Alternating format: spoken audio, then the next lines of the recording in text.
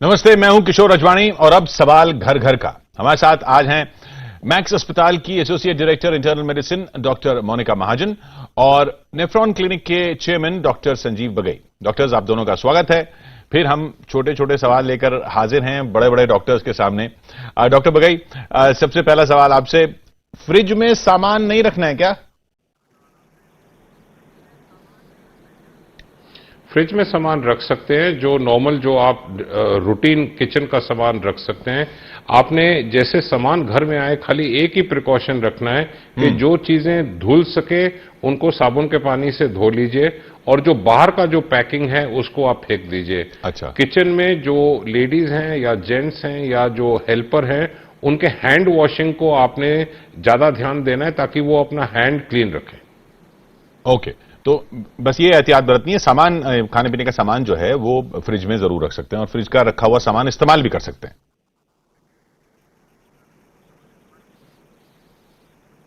Correct. Doctor Monika, सवाल कपड़ों का, क्या स्लीवलेस कपड़े पहन सकते हैं या फुल स्लीव ही पहनने हैं?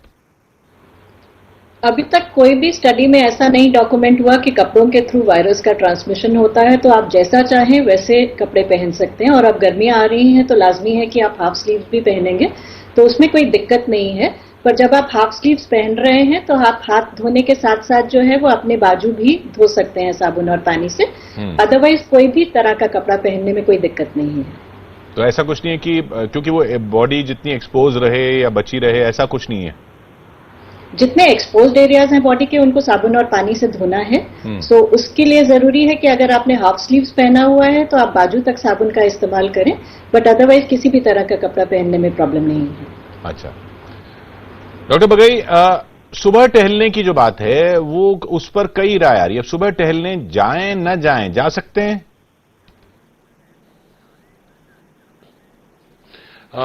मेरा ख्याल इसमें जो इंस्ट्रक्शंस दी गई हैं बहुत क्लियर है कि घर के बाहर आप मत निकलिए। अच्छा, ये बिल्कुल क्लियर है।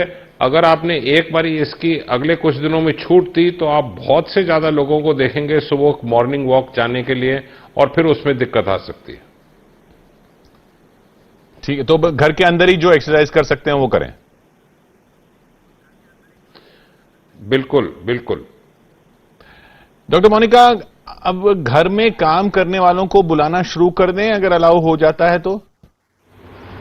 अगर आप बहुत सारे घर में काम करने वालों को घर में घुसा लेंगे तो आपको ही दिक्कत होने वाली है, क्योंकि लॉकडाउन के बाद जो है वो कम्युनिटी में स्प्रेड होने के चांसेस जो है वो बढ़ जाएंगे। अच्छा। अभी तक जो हम प्रिकॉशंस ले रहे थे वो सडनली जो है लोगों का रवैया चेंज हो जाएगा, लोग इतना सोशल डिस्टेंसिंग नहीं मेंटेन करेंगे, तो जितने लोग आपके घर में घुसेंगे उतने आपके चांसेस जो है इन्फेक्शन को पकड़ने के वो बढ़ते जाएंगे। सो कोशिश ये करें कि अभी तक तो आपको आदत होगी या बिना इनके काम करने की, तो बाद में भी जो है जो जितना मजबूरी है उतने काम वालों को घर में घुसाएं, बाकी सभी को नहीं घुसाएं। साथ ही साथ ये ध्यान रखें कि ये लोग इतने सालों से आपके साथ काम कर रहे हैं तो इनकी तनख्वाह नहीं काटें या इनको जो है वो नौकरी से निकालें नहीं। आहिस्ता आहिस्ता जैसे जैसे वायरस जो है वो फैलना कम होगा तो सभी वर्कर्स को आप घर पे बुला सकते हैं, बट शुरू में सिर्फ जो जरूरी वाले वर्कर्स हैं उनको घर में घुसाएं। वो भी मास्क पहन कर रखेंगे जब वो घर में काम करेंगे, और उनको साबुन जरूर प्रोवाइड करें ताकि वो काम करने से पहले और काम करने के बाद जो है वो साबुन से हाथ जरूर धोएं। सो उनको समझाना बहुत जरूरी है, उनको प्रॉपर इंस्ट्रक्शंस देनी है और साथ ही साथ उनको बताना है कि यदि उनको बुखार या खांसी है तो वो काम पे ना आए, वो छुट्टी लेके घर रह लें, बट काम पे आना जरूरी नहीं है क्योंकि आप उनकी तनख्वाह नहीं काटेंगे। जी, तो डॉक्टर बगई, इस केस में क्या मतलब जैसे डॉक्टर मोनिका कह रही हैं कि उनको देख लें, उनकी तबीयत भी खराब ना हो, ये भी चेक कर लें, तो क्या जो घर में काम करने वाले हैं उनकी थर्मल स्क्रीनिंग, उनका टेम्परेचर नापना एक रूटीन बना लिया जाए? देखिए, जो थर्मल स्क्रीनिंग है वो बहुत सुपरफिशियल स्क्रीनिंग, जैसे मास गैदरिंग्स एयरपोर्ट के द्वारा या कहीं कांग्रेगेशन के द्वारा, घर में ये इस तरह का थर्मल स्क्रीनिंग की जरूरत नहीं है। अगर किसी हेल्पर या मेड या सर्वेंट या गार्ड को बुखार या सर्दी जुकाम बुखार हो, इस दरमियान मेरे ख्याल उनको लोकल डॉक्टर को दिखाना चाहिए ताकि ध्यान से जांच की जाए कि ये इन्फेक्शन तो कैरी नहीं कर रहे उस प्रकार की। हर फीवर और हर खांसी जुकाम कोविड इन्फेक्शन नहीं है, ये चीज जरूरी समझनी है। पर अगर उनको खांसी जुकाम या बुखार हो, मेरे ख्याल 3 या 4 दिन, इवन अप टू 5 दिन उनको काम पर मत बुलाइए, उनको घर में रखिए और उनसे संपर्क रखिए फोन पर चेक करने के लिए कि बुखार ज्यादा तो नहीं है, खांसी तो नहीं है। जो कोविड की जो बुखार और खांसी होती है उसका फीवर ज्यादा होता है और बहुत ड्राई हैकिंग कॉफ होती है ब्रेथलेसनेस के साथ। तो अगर वो नहीं है तो फिर घबराने की बात नहीं, पर उनको काम पर खांसी जुकाम और फीवर के दरमियान ना बुलाया जाए। और डॉक्टर बगई, स्टीम की जहां तक बात की जा रही कि स्टीम लेने से फायदा है, तो ये भाप या स्टीम रोज लेनी है? स्टीम में इसका कोई बेनिफिट या कोई रोल नहीं है। अच्छा। स्टीम और कोविड का कोई इंटरेक्शन नहीं है, कोई बेनिफिट नहीं है। ये खाली उस चीजों के लिए इस्तेमाल किया जाता है अगर किसी को क्रॉनिक ऑब्स्ट्रक्टिव लंग डिजीज हो या एस्थमा हो, म्यूकस प्लग्स हो। पर वैसे स्टीम देखा जाए तो बहुत से पेशेंट्स फोन करते हैं कि मैं स्टीम ले लूं और पूरी फैमिली वो स्टीमर के पीछे घूमती रहती है। इसकी जरूरत नहीं है। डॉक्टर मोनिका, आप भी ये कहेंगे स्टीम कोई रेगुलर रूटीन ना बनाया जाए? इनफैक्ट WHO के आप इंस्ट्रक्शंस देखेंगे तो उन्होंने क्लियरली कहा है कि गार्गल हो या स्टीम हो, वो सिर्फ आपके अपने पर्सनल हाइजीन के लिए है। गार्गलिंग या स्टीम लेने से जो है वो कोविड-19 का डायरेक्ट कोई भी संबंध नहीं है। सो आप वैसे खांसी जुकाम से बचने के लिए जो है चाहे स्टीम ले लें चाहे गार्गल कर लें, पर उनका कोविड से कोई कंसर्न नहीं है। सो आप स्टीम लेने के लिए अगर एक ही स्टीमर जो है वो घर के सभी फैमिली मेंबर्स जो है वो शेयर कर रहे हैं तो प्रोबेबली वो ज्यादा अनहाइजीनिक है बजाय स्टीम लेने से कोई फायदा खास नहीं होने वाला। और डॉक्टर मोनिका, लैपटॉप्स हैं, जैसे अब लैपटॉप पे खूब काम करना पड़ रहा है, तो इनको सैनिटाइज करना है? लैपटॉप के अंदर अगर आप कोई भी लिक्विड सैनिटाइजर इस्तेमाल करेंगे तो आपको नया लैपटॉप जरूर खरीदना पड़ेगा और हजारों का खर्चा जरूर हो जाएगा। और मिल भी नहीं रहा, वो दुकानें ही नहीं खुली, मिलेगा भी नहीं। बिल्कुल बिल्कुल। सो बहुत सारे लोग ये गलती कर चुके हैं और सैनिटाइजर से अपने लैपटॉप बर्बाद कर चुके हैं। सो लैपटॉप को सैनिटाइज नहीं करने की जरूरत है। लैपटॉप पे काम करने से पहले आप अपने हाथों को जरूर क्लीन कर लें साबुन और पानी से, उतना काफी है। और लैपटॉप्स जो है वो आपस में शेयर नहीं करें, अपना लैपटॉप अपने पास रखें, अपने कोलीग के साथ शेयर नहीं करें, बस उतना काफी है। लैपटॉप को कोई भी लिक्विड सैनिटाइजर से प्लीज इस्तेमाल नहीं करना। और डॉक्टर बगई, कुछ साफ करना ही हो लैपटॉप जैसी चीज या लैपटॉप ही, तो कितना या किससे साफ करें? सैनिटाइजर से तो नहीं करना है? या मेरे ख्याल ये बहुत ही जरूरी क्वेश्चन है, क्योंकि अक्सर हम देख रहे हैं कि ज्यादातर जो एडल्ट्स हैं, बच्चे हैं, एडोलेसेंट टीनेजर्स हैं, लैपटॉप या बाकी डिवाइसेस का इस्तेमाल करते हैं। और एडल्ट्स तो क्या सारे के सारे सेल फोन्स इस्तेमाल करते हैं। हमें पता है कि ये अलग अलग जगह पड़ी रहती हैं ये चीजें और उससे इन्फेक्शन आ सकती है। तो एक तो है अपना हाइजीन, जैसे हैंड वॉशिंग, जैसे डॉक्टर मोनिका ने कहा है। पर ये जो लैपटॉप एंड सेल फोन्स का एक सेपरेट स्टेरिलाइजिंग सोल्यूशन आता है जो स्क्रीन बचाए और जो बाकी जो सारे जो एरियाज हैं कीबोर्ड के उसको साफ रखे। तो उसका जो सोल्यूशन है, क्लीनिंग सोल्यूशन, वो अलग है, बट उसका रखना घर में वैसे भी अंत्यत जरूरी है ताकि वो सरफेस है आपकी स्क्रीन की या जो कीबोर्ड की वो साफ रहे। अच्छा डॉक्टर बगई, आंवला, नींबू, इन सब चीजों की बात हो रही है, तो ये ज्यादा खाना है, इससे कुछ फायदा है?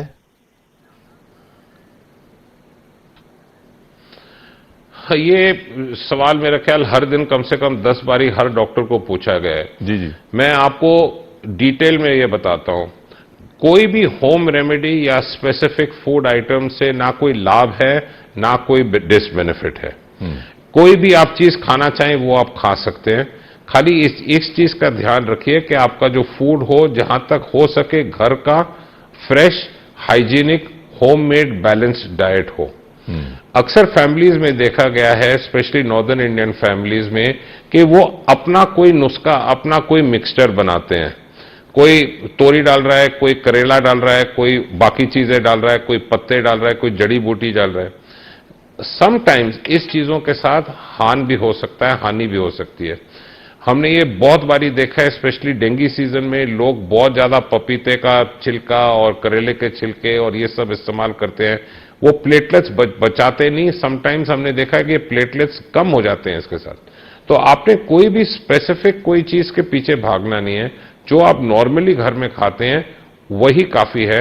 डाइट का खाली एक चीज ध्यान रखना है, एडिक्वेट न्यूट्रिशन होना चाहिए, यानी बैलेंस होना चाहिए, एडिक्वेट हाइड्रेशन होना चाहिए, मतलब पानी, दूध, चाय एडिक्वेट हो। अच्छा, तो डॉक्टर मोनिका फिर यानी कि ये नींबू, आंवला, ये जो सिट्रस या विटामिन सी बढ़ाने के लिए, विटामिन सी बढ़ाने के लिए ये सब चीजें खाने के लिए ना की जाए, या कर रहे हैं तो नुकसान भी नहीं है जैसे डॉक्टर बगई कह रहे हैं?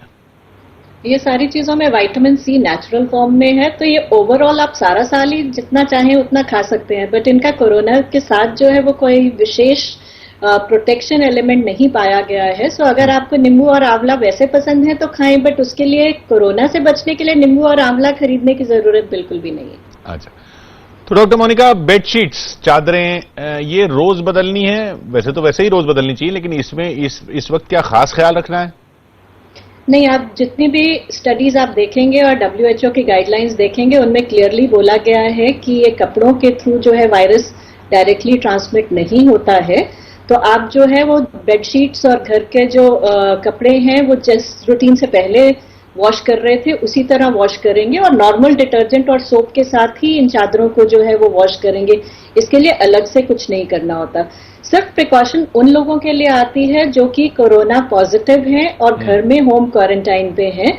सो जब उनकी चादरें या उनके कपड़े जो है वो वॉश कर रहे हैं तो उनको बेशक जो है वो आप ज्यादा फ्रिक्वेंटली वॉश कर लीजिए, या जो है वो वॉश करने के लिए जब उनके चादर या कपड़े उठा रहे हैं तो ये ध्यान रखें कि आप उसके बाद वो हाथ अपने मुंह या नाक को ना छुएं ताकि आपको उनसे ना इन्फेक्शन हो जाए। बट अदरवाइज जैसे आप सारा साल जो है वो कपड़े धो रहे थे, चादर धो रहे थे, साबुन और पानी या डिटर्जेंट से उसी तरह से करेंगे, अनटिल एंड अनलेस कि आपके घर में कोई कोरोना का पेशेंट है जो कि होम क्वारंटाइन पे है, तो तब आपको जो है वो ज्यादा एहतियात बरतने की जरूरत है। तो डॉक्टर बगई, ये बेडशीट्स की जहां तक बात हुई, जैसे डॉक्टर मोनिका कह रही हैं, अगर पेशेंट है तब तो ऑब्वियसली आपको ख्याल रखना है, लेकिन कुछ और कोई बुखार वगैरह है घर में, खांसी है, तब भी बेडशीट्स पर कुछ खास ध्यान देना है इस सीजन के लिए? जी, ये अगेन बड़ा इंपॉर्टेंट क्वेश्चन है। मैं इसको दो पार्ट में आंसर करूंगा। देखिए, जो वेल टू डू फैमिलीज है, middle class, upper middle class, well to do families, independent bedrooms हैं, सोशल डिस्टेंसिंग घर में भी रख रहे हैं, उनका जो शीट्स, बेड शीट्स, बाकी लिनन है, अक्सर साफ रहता है। बट मैं आपका अटेंशन इस चीज पर लेना चाहता हूं कि जो कम्युनिटी लिविंग में है, स्लम्स में है, क्लस्टर लिविंग में है, उनमें ज्यादा ध्यान रखना है, क्योंकि अक्सर वहां जो क्लोथिंग है, शीट्स हैं या बेड कवर्स हैं, वो अक्सर शेड होते हैं। रही बात खांसी जुकाम की, घर के अंदर या जो लोग स्पेशली स्लम्स में हैं, जो भी खांसी या जो भी जुकाम हो या जो भी स्नीजिंग हो, अगर वो ओपन एयर में हो या वो कपड़े में हो और वो कपड़ा कहीं पड़ा रहे, तो उसमें इन्फेक्शन ट्रांसमिशन का रिस्क रहता है। तो अगेन, जैसे ज्यादा लोग जैसे कमरे में हो स्लम्स में, again I am mentioning slums, क्योंकि काफी जगह सारी मेट्रोज में क्लस्टर लिविंग और बहुत हाई पॉपुलेशन डेंसिटी एग्जिस्ट करती है ये एरियाज, उसमें ज्यादा ध्यान देना है। बट जो नॉर्मल लिनन है, जैसे आप नॉर्मल मेंटेन करते हैं, नॉर्मली वॉश करते हैं, वो आप प्रोटोकॉल कंटिन्यू रख सकते हैं। अच्छा डॉक्टर बगई, अब पीने के पानी में कोरोना हो सकता है क्या?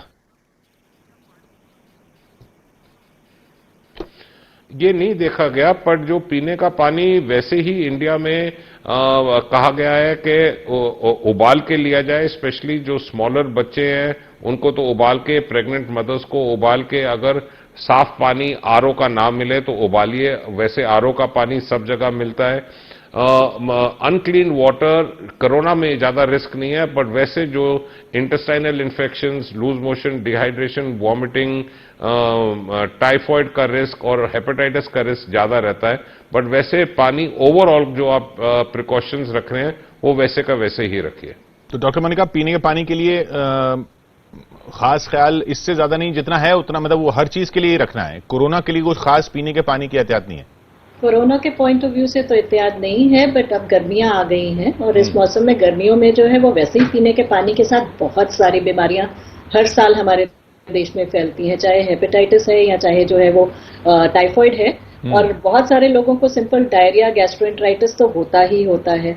तो इसलिए बेटर ये है कि आप पानी का जो है वो इस्तेमाल करने से पहले उसको जो है वो फिल्टर करें या उसको जो है उबाल कर ठंडा करके पिएं, बट कोरोना पानी के थ्रू ट्रांसमिट नहीं होगा। और डॉक्टर मोनिका, अगर सिर्फ खांसी है और कोई लक्षण नहीं है, सिर्फ खांसी होने पर क्या कोरोना का टेस्ट करवाना है? नहीं जी, आईसीएमआर की गाइडलाइंस बहुत क्लियर कट हैं, जिसमें कि बुखार, ड्राई कॉफ और ब्रीदिंग डिफिकल्टी, ये 3 क्राइटेरिया की बेसिस पे ही टेस्ट किया जाता है, या अगर आपका कोई कांटेक्ट है किसी कोविड-19 पेशेंट के साथ। सो सिर्फ खांसी तो इस मौसम में बहुत सारे लोगों को मौसम चेंज के साथ सीजनल कॉफ एंड कोल्ड भी होने वाला है, तो अगर आपको सिर्फ खांसी है तो पैनिक करने की भी जरूरत नहीं है और आपको कोरोना के टेस्ट की भी जरूरत नहीं है। बेस्ट ये है कि आप अपने डॉक्टर से एक बारी फोन पे डिस्कस करें, या आप जो कोविड-19 की हेल्पलाइन है उस पर डिस्कस कर लें। पर जब तक आपको ये 3 लक्षण नहीं है कि आपको बुखार, ड्राई कॉफ और ब्रीदिंग डिफिकल्टी नहीं है, तब तक एज पर आईसीएमआर क्राइटेरिया आप टेस्ट के लिए क्वालिफाई नहीं करते हैं।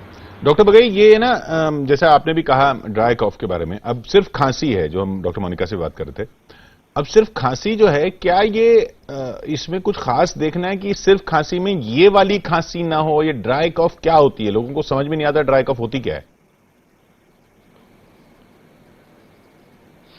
तो अक्सर देखा गया है जो आउट पेशेंट क्लिनिक्स हैं डॉक्टर्स के, कंसल्टेंट्स के, almost 30 to 35 up to 40% sometimes patients हैं रेस्पिरेटरी सिम्टम्स के। अच्छा। जो पास्ट वीजर्स हैं, एलर्जिक कॉफ्स हैं, ब्रोंकाइटिस हैं, सॉ थ्रोट्स हैं, हजारों की तादाद में आते हैं। हर एक जो खांसी है और हर एक जो फीवर है वायरल इन्फेक्शन नहीं है, और हर वायरल इन्फेक्शन कोविड इन्फेक्शन नहीं है। तो जब कोविड इन्फेक्शन का जो शक हो, वो फीवर हाई होता है। नॉर्मली अगर टेम्परेचर के स्केल में देखा गया कि 100-101 से ज्यादा। जो ड्राई खांसी है, it is a very peculiar kind of dry hacking cough. उसकी जो खांसी का जो ढंग है वो अलग है। जो रूटीन कॉफ होता है वो वैसे नहीं है, इसमें जैसे लगातार ठसके लगते रहते हैं। और जो तीसरी चीज है, जो ब्रेथलेसनेस है, अक्सर 1-2 दिन के बाद ही सांस फूलने लगता है, एंड यू बिना हेल्प के आप बात भी नहीं कर सकेंगे। तो वो सिम्टम्स अलग रहते हैं। अच्छा। पर अगर आपके पास हल्की सी खांसी या फीवर हो और आपका कोई पॉजिटिव कांटेक्ट है आपके मन में, तो प्लीज उसको आप छुपाइए नहीं। कोविड का कोई इसमें स्टिग्मा नहीं है।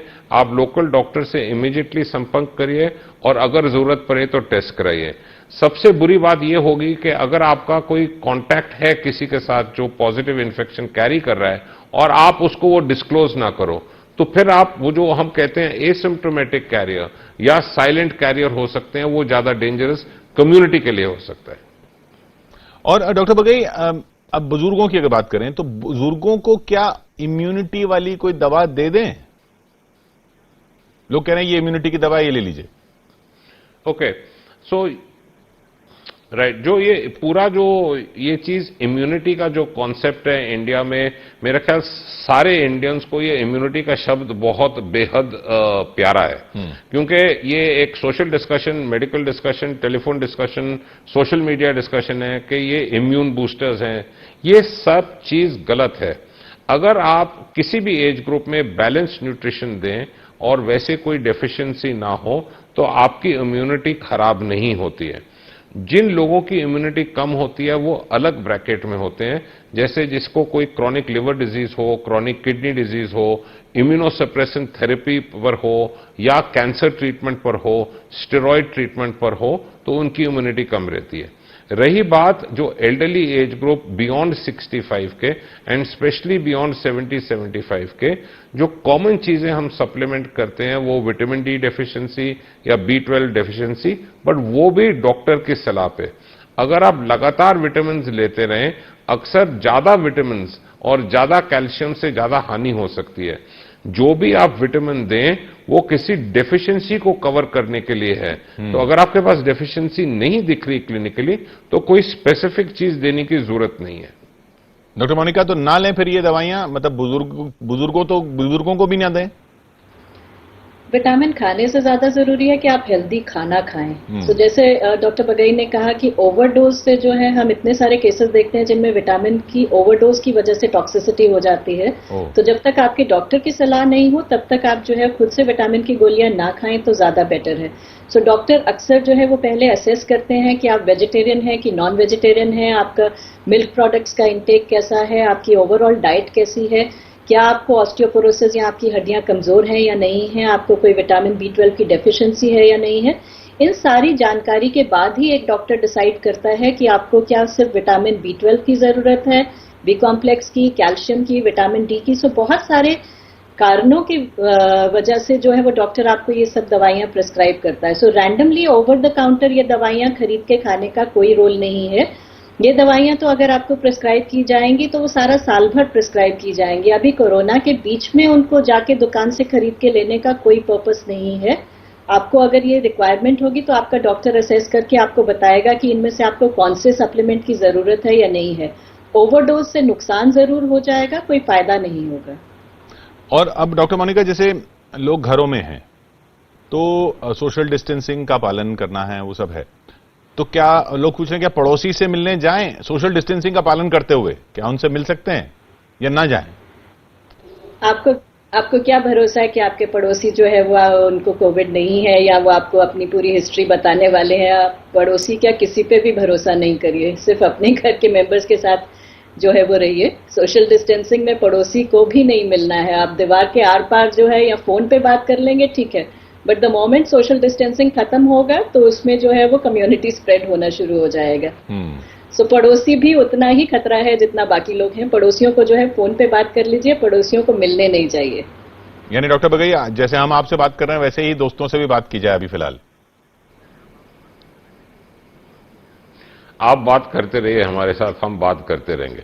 नहीं, but on a more serious note जो डॉक्टर मोनिका ने कहा है बहुत ही जरूरी है, क्योंकि जितने आप ज्यादा लोगों से घर के बाहर आप मिलेंगे, जितने ज्यादा लोगों के साथ आप बात करेंगे, अगर आप 3 फुट का डिस्टेंस भी रखेंगे, रिस्क तब भी है। तो आपका घर जाने के बाहर का मकसद एक ही होना चाहिए कि अगर कोई डायर मेडिकल इमरजेंसी हो या कोई आपका जो हेल्प है या घर में कोई ड्राइवर है या सर्वेंट है आपके लिए शॉपिंग करने जा रहा हो, या अगर वो सर्वेंट नहीं है आप अपने आप जाएं। मेरी दूसरी सलाह ये रहेगी कि हर दिन आप बाहर ना जाएं। अगर आप एक सिंगल पर्सन है घर में और आपको जाने की जरूरत है तो अगर हो सके जो नॉन पेरिशेबल आइटम्स हैं आप 2 दिन 3 दिन का स्टॉक इकट्ठा ले लीजिए। तीसरी चीज, अब गवर्नमेंट ने भी ये हेल्प करी है कि जो इमरजेंसी दवाइयां हैं वो भी आपको घर पहुंचाई जाएंगी। तो जो मेन जो बॉटम लाइन है कि जितना आप घर के बाहर एक्सपोजर कम रखें उतना आपका रिस्क कम रहेगा। अब खाने की जहां तक बात है डॉक्टर बगई, एक चीज है जिसको लेकर ना बहुत ही लोग डाउट में रहते हैं, वो है तली हुई चीज, जैसे पकोड़े। अब पकोड़े खाने बंद कर दें इस सीजन में, कोरोना सीजन में? आप आप घर में जो कुछ आप बनाना चाहें आप प्लीज बनाइए, उसमें कोई रिस्ट्रिक्शंस नहीं है। जो नॉर्मल बैलेंस डाइट है आप वैसे लीजिए। इसमें जो ज्यादा तली हुई चीज वैसे ही हार्मफुल है। तो ये नहीं कि आपने पकौड़े या जलेबियां या तले हुए समोसे हर दिन खाने हैं, वो नॉर्मली हेल्थ के लिए हानिकारक है। बट ओकेजनली अगर आप घर में पकौड़े बनाएं या कुछ बनाएं, that is absolutely okay, it is safe. अगर आप किचन में हाइजीन रखें, रूटीन जो आप खाना नॉर्मली बनाते हैं और उसमें अगर पकौड़ा एग्जिस्ट करता है आपके जो लिस्ट में अगर बन रहा है तो प्लीज खाइए। नहीं डॉक्टर मोनिका, जैसे लोगों का रूटीन जो है ना वो घर पे बैठे हैं, छुट्टी है तो घर पे बैठे हैं, घर पे बैठे हैं तो पकोड़े बन रहे हैं, तो अब तो घर पे ही बैठे हैं तो वो फिर रोज बन रहे हैं पकोड़े, वो अवॉइड करें। बिल्कुल, मैं ये कहूंगी कि पकोड़े आप तब खाएं अगर आप कोविड खत्म होने के बाद बहुत सारे पैसे खर्च के नए कपड़े खरीदने को तैयार हैं, क्योंकि एक्सरसाइज तो हो नहीं रही है।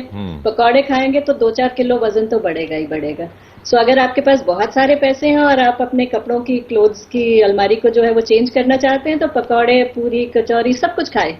बट अगर आप ऐसा नहीं चाहते हैं, क्योंकि एक्सरसाइज की इंटेंसिटी बहुत कम हो गई है, बहुत कम लोग जो हैं वो रूटीन से घर पे एक्सरसाइज कर रहे हैं, जबकि डॉक्टर ये सलाह देते हैं कि आप रोज एक्सरसाइज करिए एटलीस्ट कुछ ना कुछ स्टेप्स जो है वो जरूर चलिए, कुछ ना कुछ योगा या व्यायाम करें। बट एक्सरसाइज की इंटेंसिटी आधी से कम रह गई है, तली हुई चीजों का सेवन जो है वो डबल हो गया है। सो उसका नतीजा ये होने वाला है कि इस सब के एंड में वजन बढ़ेगा, शुगर बढ़ेगा, कोलेस्ट्रॉल बढ़ेगा, ब्लड प्रेशर बढ़ेगा। सो ये सारी तली हुई चीजों को खाते समय जो है वो ये याद रखें कि आप अपने शरीर को कितना नुकसान पहुंचाने वाले हैं।